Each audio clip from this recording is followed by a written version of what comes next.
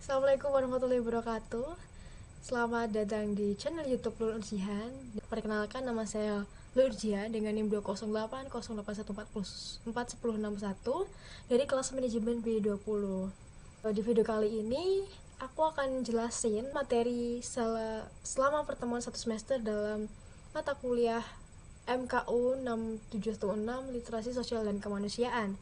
Nah, pada mata kuliah ini, kami mahasiswa menyelami dunia dari kacamata sosial, memberikan perspektif untuk memahami keberagaman masyarakat dan memberikan pencerahan secara nalar, kritis, dan rasional untuk menjadikan kami pribadi yang berkarakter, unggul, dan memiliki sense of social dan humanity sesuai dengan bidang keahlian kami. Kegiatan perkuliahan dilaksanakan melalui model pembelajaran problem-based learning, melalui kegiatan belajar kolaboratif dan partisipatif. Nah, pada mata kuliah ini, kami mahasiswa mendapat banyak sekali pembelajaran mengenai sosial dan kebudayaan. Sebelumnya, apa sih kebudayaan? Kebudayaan adalah identitas dari kesatuan hidup manusia. Namun demikian, dalam realitas sosialnya, berbagai persoalan kehidupan sosial terkait dengan dimensi kebudayaan dan menggambarkan dinamika sosial budaya antara berbagai masyarakat yang menjadi beragam. Kehidupan kita sehari-hari, banyak sekali kebudayaan yang berada di dalam masyarakat. Misal dari Lulu sendiri yang lahir dari suku Jawa, banyak sekali kebudayaan yang ada di Pulau Jawa, dan kebudayaan pun berbeda-beda dalam setiap regionalnya atau setiap wilayahnya. Ada budaya dari Yogyakarta, budaya dari Keratanan Solo, dan budaya dari alkulturasi agama Islam dan kebudayaan Jawa. Nah, berikut ini beberapa problematika kebudayaan yang dapat saya sebutkan. Yang pertama, pandangan hidup dan sistem kepercayaan. Dalam hal ini, kebudayaan tidak dapat bergerak atau berubah karena adanya pandangan hidup dan sistem kepercayaan yang sangat kental. Karena kuatnya kepercayaan kelompok orang dengan kebudayaannya mengakibatkan mereka tertutup pada dunia luar dan tidak mau menerima pemikiran-pemikiran dari luar. Walaupun pemikiran yang baru ini lebih baik dari pemikiran mereka. Nah, contohnya ini ada keterkaitan orang Jawa terhadap tanah yang mereka tempati secara turun-temurun atau warisan yang diyakini sebagai pemberi berkah kehidupan, sehingga mereka enggan meninggalkan kampung halaman atau beralih pola hidup sebagai petani. Padahal mereka tahu kalau kita sebagai petani, mereka enggak bisa cepat kaya atau hidupnya akan miskin mulu. Lalu yang kedua, perbedaan persepsi atau sudut pandang. Contohnya itu ada program keluarga berencana semula ditolak masyarakat karena menurut mereka banyak anak banyak rezeki. Nah, dalam hal ini berarti sudah ada perspektif dari para orang tua atau pemoyang zaman dahulu, di mana anggapan untuk banyak anak banyak rezeki masih dipercayai sampai saat ini, padahal pada realitasnya banyak anak banyak rezeki tidak selalu melulu memberikan keberuntungan bagi keluarga. Ada juga yang mungkin keluarganya yang kurang mampu atau keluarganya yang hanya pas-pasan memiliki banyak anak, bisa dianggap sebagai beban. Lalu sekolah atau universitas swasta di Indonesia kurang banyak diminati karena menurut persepsi kebanyakan masyarakat, sekolah atau universitas negeri lebih baik. Nah, persepsi seperti ini yang terkadang masih banyak di benak para masyarakat Indonesia atau orang-orang yang kolot dan lain sebagainya. Padahal pada realitasnya sudah banyak sekali sekolah swasta di Indonesia yang lebih baik dari sekolah negeri. Bahkan fasilitasnya, walaupun biaya yang dikeluarkan lebih banyak, namun itu worth it dengan fasilitas yang didapatkan para siswa atau mahasiswa yang mengakses dan bersekolah di sana. Lalu yang ketiga adalah faktor psikologi atau kejiwaan. Nah, ada upaya transmigrasi penduduk pada tahun 1990-an. Namun, penduduk dari daerah yang terkena bencana alam banyak mengalami kesulitan karena penduduk khawatir bahwa di tempat yang baru, hidup mereka lebih sulit dibandingkan dengan hidup di tempat yang lama. Perspektif ini udah lama hilang karena pada zaman Pak Soeharto, zaman dahulu tahun 90-an, banyak sekali warga atau masyarakat Jawa yang ditransmigrasikan ke pulau-pulau lain seperti Kalimantan, Sulawesi, dan Sumatera untuk mencapai pemerataan ekonomi dan kehidupan yang lebih baik. Nah, adanya suatu dominasi politik terhadap kelompok tertentu. Lalu yang keempat, adalah masyarakat yang terasing dengan masyarakat luar. Nah, contoh dari hal ini adalah masyarakat Baduy Dalam yang berada di Serang, Banten, termasuk kelompok komunitas adat yang tertutup pada perubahan dan komunikasi dengan pihak luar. Masyarakat yang tinggal di tempat terpencil atau di daerah 3T juga kurang komunikasi dengan masyarakat luar, cenderung memiliki ilmu pengetahuan yang terbatas. Mereka seolah-olah tertutup untuk menerima program-program pembangunan.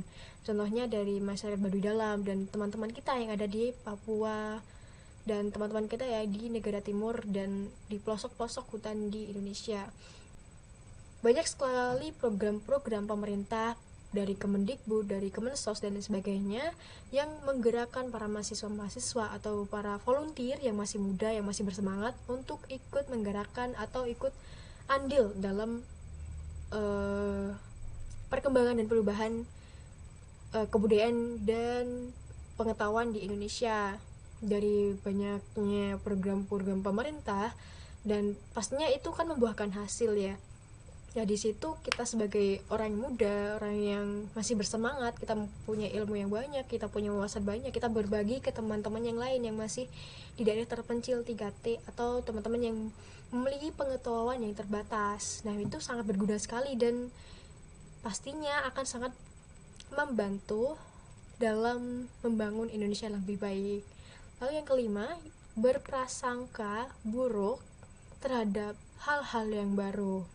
Nah, hal ini masih sangat banyak terjadi di kehidupan kita sehari-hari.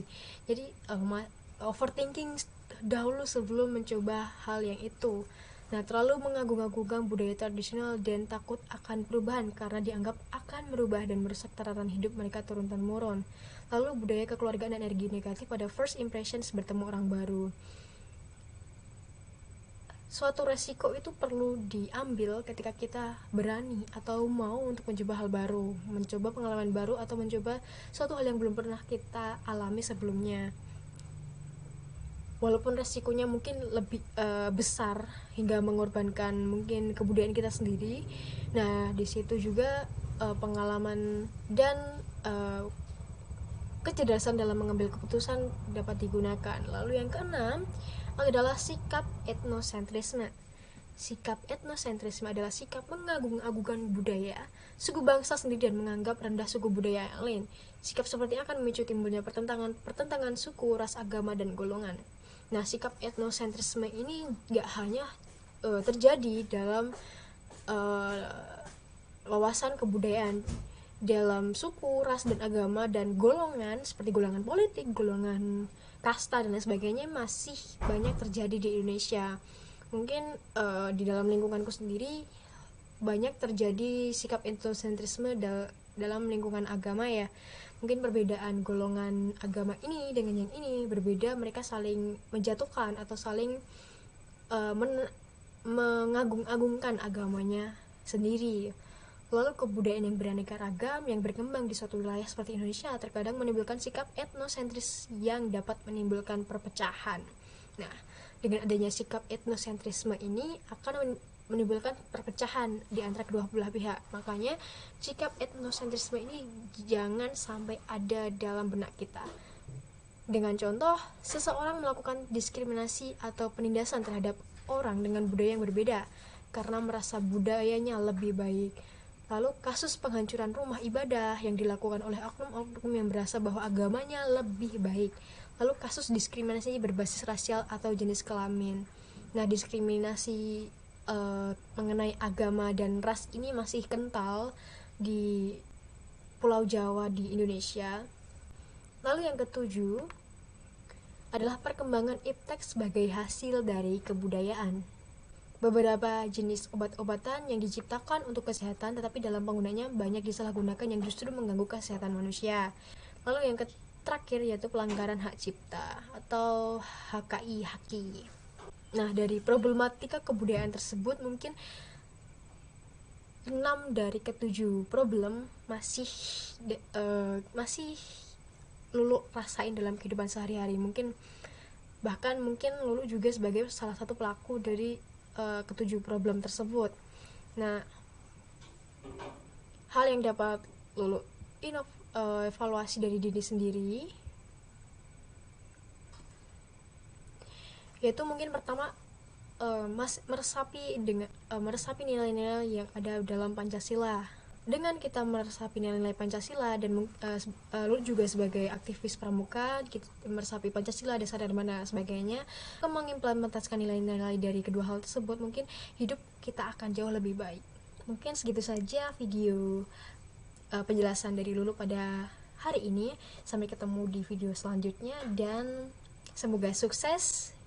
Terima kasih. Wassalamualaikum warahmatullahi wabarakatuh.